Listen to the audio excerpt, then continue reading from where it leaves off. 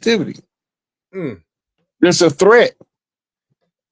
All Karen is that hen on the yard that keep all the other hens alert of the shit that's coming. She don't know what she doing. Right? She thinks she actually doing something that's good. Right? But she don't know that she gonna FAFO. Right? Because she ain't scared to let the clan know somebody is at the door. Just a little yapper. A little ankle biter. She ain't really that dangerous. She just annoying. Like a gnat or a mosquito. Yeah. Right? Everybody be mad at Karen. Don't be mad at Karen. Karen been conditioned by the system. Be mad at the system for conditioning Karen. Yeah. That's who you be mad at. The angry black woman. Don't be mad at her for being angry. She want her shit back. Be mad at the people that took her shit that frustrated her to the point of rage. I know that's right. That's who you be mad at. If you properly put the anger in its proper place, it make life so much easier. It's just more fluent when you flow. And a lot of them be NPCs, though. They're energetically connected to the fact that they have to disrupt any type of amalgamation amongst, so-called black people, because when we get together, that's when we're able to start building sustainable, communities, bringing different ideologies together. Because just that in itself, and just that perspective in itself, it has the ability to manipulate their reality. So just don't see it. And that goes really, really deep too, because you could speak to this, Brother B Down, in regards to when we talk about how divisive and is strategically, a strategy for them to divide and conquer the black, infrastructure of the black home, the black family. So when we talk about a lot of the trauma, a lot of it's because a lot of us didn't grow up in a two-parent home like you did. So that's a blessing because it starts within the home in order to have, a strong foundation that we lead out into the community, then from the community to the culture. So why is it such a strategic target on making sure that we have the destruction of the black family? When I see on the internet, I hear all the hoopla and rah-rah about black males versus black females, all this bullshit, even though I know it's propaganda. Why is it such a necessary ploy or tactic for those people or parasites to make sure that they have some sort of cease and desist of black families, being together? Well, when you strong families, go ahead, Elder. Strong families to create strong communities. Right. And the stronger the community is, the less the government shenanigans can blow by. So you weaken the family, so they so busy worrying about the family rift that they can't worry about the government takeover. It's just just a 3-card money trick. Slightly distract you just long enough for them to slide the other card in your face while you watching them. Right? You ever see a dude playing 3-card money and he won't shut the fuck up? Because he's fast talking you. He's keeping your mind off the flip of the card. So no matter what card he flipped, you won't get the right one because you didn't see it when he switched the card. In your face, behind your back. Go ahead, Bidell. But yeah, the reason they destroy the nucleus of the black family is because you're going to create balanced individuals. That's what ISIS-Rael is, being able to balance and connect with source. So this is why a lot of people, when they come from broken backgrounds or whatever, that leads them to be, mentally fractured and spiritually broken. And a lot of times that's connected to a form of trauma. So, a great majority of us, a great majority of the master teachers in the past, they came from trauma. But, a lot of times, like I said, when you already create individuals in a balanced home, that's going to lend it a likelihood to where you cannot, create psychological inducement that is connected to their system. You cannot indoctrinate those people. It's going to be very hard to. So when you do that in the form of separatism, you can easily control people. So they don't want balanced individuals because, you get people like me, you get people, what I'm saying? Like they don't want that. They don't want balanced individuals because, like I said, it's one of those things where the system in itself placates to your emotions. And your emotions is going to deceive you every time. A motherfucker will tell you that the sky's red, that the color blue hurts their feelings. because they're not operating in logic. That means that your emotions has to be in balance with the logic, and that comes from the household. And that can be cultivated by the mother and the father, because the man is the law and the woman's the order, and the woman gets the order through the man. You know what I'm saying? Because if you really look at, in ancient, matriarchal civilizations during that time period, it's not about the woman being above the man. The woman is the one that's giving the orders, and the man is laying down the law. So they both work in tandem like a machine in a factory. She's the oil of the machine. Yeah. Right? It's balance. Yeah. I mean, even when we talk about spirituality, like the concept of Ifa, the Babalawo cannot translate a message without the Odu, which is the feminine aspect of the communication process. So in those two lines of divination, you have the patriarchal, or the masculine is, controlling the actual process, but then the feminine is giving the message, is giving the information, the insight, which is just like when we talk about life, the feminine is creating, bringing forth the creation of life. So it's like, that's a real thing. And I feel like that's where this thing like healing, where we got to do a lot of work with the healing, because now with this level of frequency, elevating, and the rise of consciousness and the solar flares coming in, that's really like taking the frequencies of everything to a much higher level. How important is it for us to do like the inner work, the shadow work, or whatever work is required for us to be able to kind of get our energy to where we can raise it to the vibration that is needed for us to kind of ascend to this fifth dimension, ascension? Well, like I said, anytime you don't heal, you're going to weaponize whatever energy that you're going to tap into. You're going to use it for malicious purposes. So it's kind of like the same thing as when a superhero get his powers. You notice in the superhero movies, you got the villain. Every time he was able to galvanize a big, an influx of power, he manipulated it and he used it for evil. So the same thing takes place as far as like, spirituality. You're going to weaponize the spirituality if you're not healed. You're going to become a villain. You're going to become a villain to your people. This is the black nobility, people like that. You got people behind the curtains who have all this power, who's controlling the European on the surface to overthrow the ones that's indigenous to the land. So that's why I said, as far as like, just healing in itself is, that's really, is one of those things where, people don't want to tap into self-realization because they fear their own shortcomings. You know what I'm saying? They don't want to look at it in the mirror because it becomes a reflection about what's going on with the afflictions that's, taking place in their life. So it's like I said, everything that you want in life is on the other side of fear. So once you're able to face the fear, that's when you're able to tap into your true godhood. And now, how does that relate to, what is it, like the Zohar body? What's the name of the two bodies that you mentioned? Yeah, I call it, right now, like I said, since we're tether connected to the simulation and tether connected to the Moonbar emotions, that is what I call the gematria body. The gematria body is controlled by the simulation. Gotcha. But when I'm talking about the Zohar body, that's just a different nomenclature title talking about Christ consciousness, your God self, your higher self, your oversoul. I got you. Yep. That's what's up. So, I'm gonna tell you this about that self work, that inner work. You're gonna do it one way or another. No, that's right. If you do it intentionally, it's no ways as hard as if you do it resisting.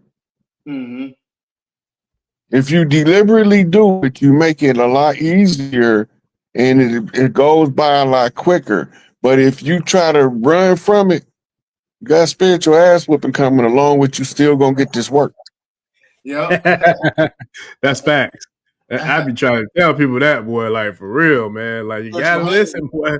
Cause we all getting them signs. I know I'm not the only one getting them messages. Y'all, we getting these messages, man. We gotta listen. You see 555-333-222, and you've been ignoring the message the whole time. Them signals, they've been telling you, hey, your woman cheating on you, bro. That's what the ancestors telling you. You know, yes, but you choose to ignore it because, like I said, your emotions is going to deceive you every time. That's why it has to be in balance with the logic, because that's where spiritual discernment takes place. Your emotions is a navigation system. Yeah. But you gotta first calibrate your navigation system in order for you to properly be able to read your gauges. They call it pushing your own buttons. Yes, sir. The first thing you need to determine is if your emotion or response is in context or out of context with the event you face with. If it's out of context, that means there's something wrong with you somewhere that you need to work on. Yes. Right? If you're getting angry where you should be laughing, your humorous bone is off. Mm-hmm. You gotta go get your funny bone fixed. Right? So you go watch comedy. Balance that energy out. Right? But if you, let's say you think something funny when it's supposed to be sad. Right? You laughing at the funeral. Now everybody mad at you because they think you was making mockery of their loved one laying in that box. But you really, I wasn't laughing like that. I was going through my grief. Right? But the emotion was out of context because somewhere your grief got undermined. You wasn't allowed to grieve something as a child, then they gave you comedy in this place. Your goldfish died, you start crying, and your daddy tickled you until you stopped. You never grieved your goldfish. Now every time you go into the grief mode, it's time you can't help but laugh. You got the giggles now. Right? Unhealed trauma. So your emotions got to be in context with the event. And if it's in context, that means you write whatever the thought was that you built up to that emotion. Go back over what you was thinking right before you got that emotion. If it's the joy emotion, what was you thinking about before this experience brought joy to the forefront? I was thinking about living my best life. Okay, so you go in the right direction for living your best life because it gave you a joy response. Right? Fear response. What was I thinking about? Oh, I was going down that. Oh yeah, they got that big ass dog. I ain't going down that street.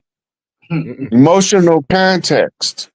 Once you calibrate your emotions to read you correctly, and you can read it correctly, it becomes a navigation system for the 3D realm to walk you around all of the problems.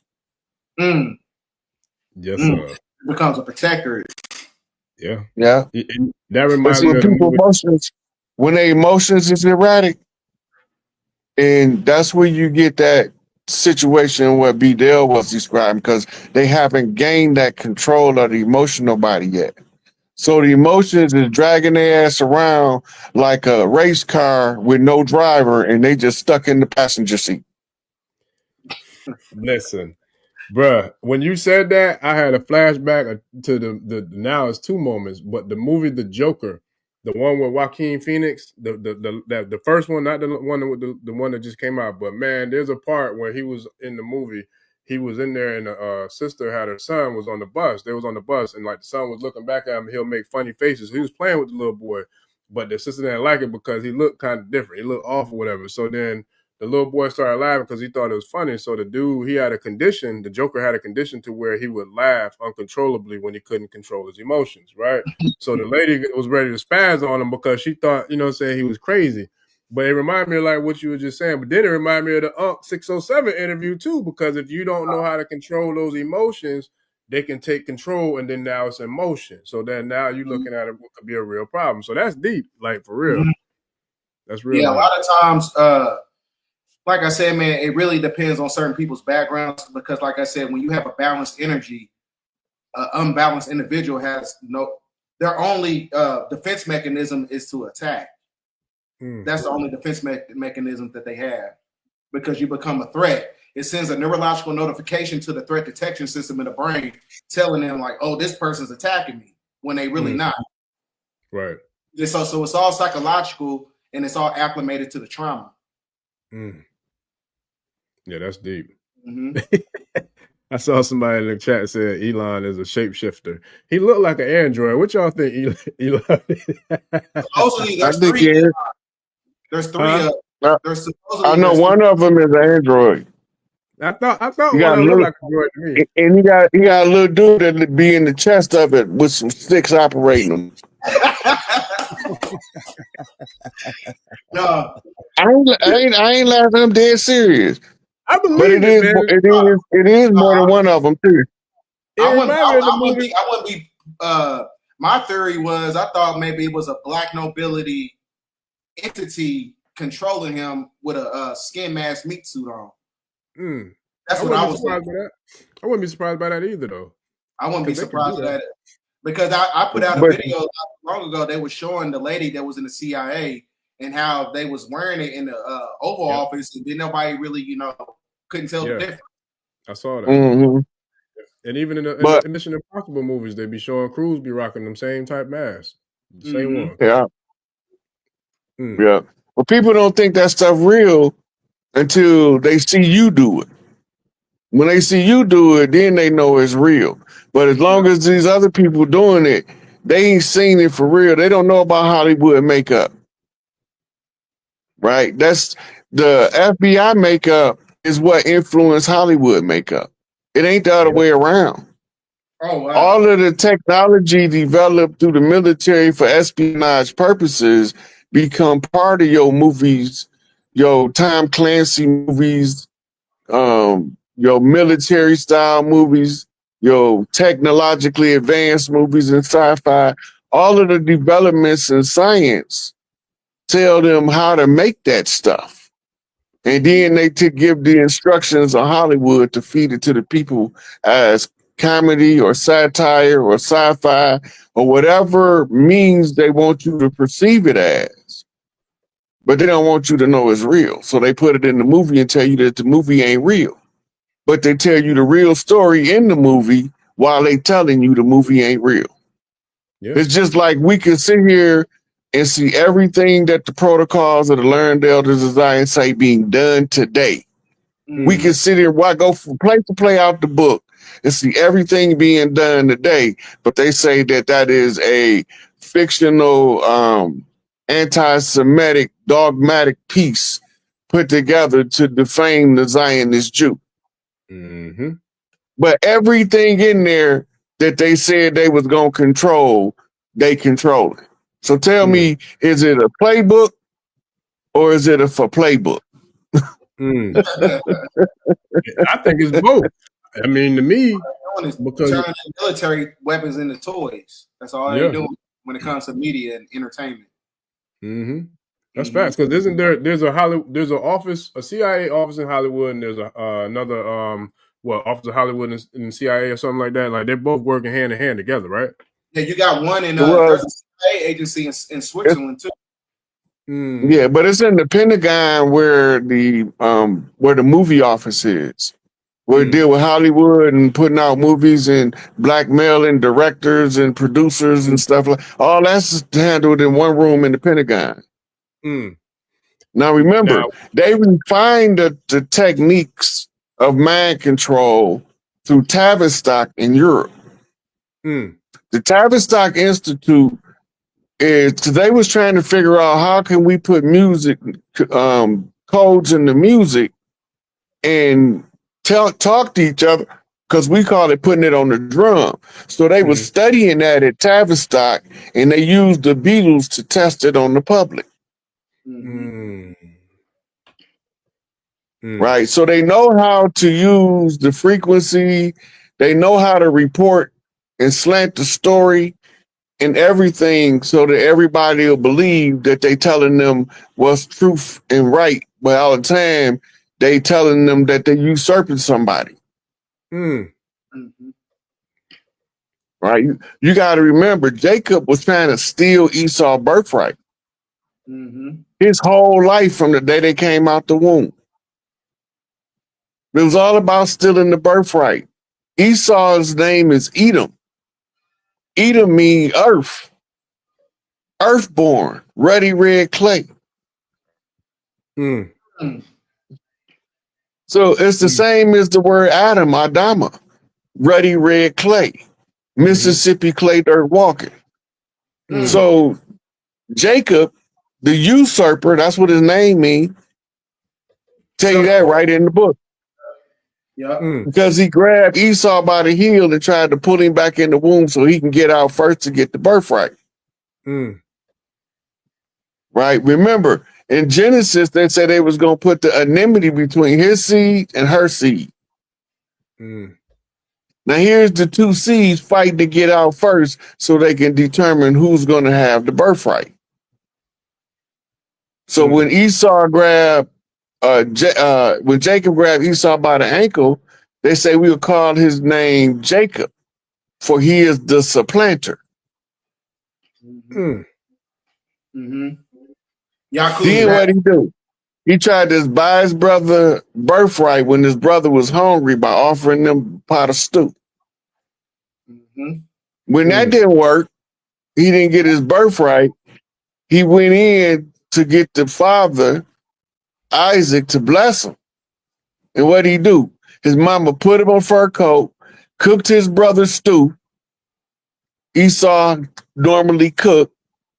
They mama cooked it and gave it to Jacob with the fur coat on to pretend to be the hairy Esau, the earthborn, who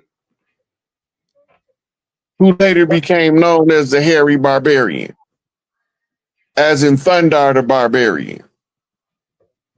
Unless he was on another planet, they would just call him He-Man. But since he was on Earth, they called him Thor. Yep. Oh man. Yeah. We didn't know Castle Grayskull was Castle Vatica. Sure didn't. Because Vatica's head is the skull. By the powers of Grayskull. Yeah, man. Look, and all of it really boils down. It really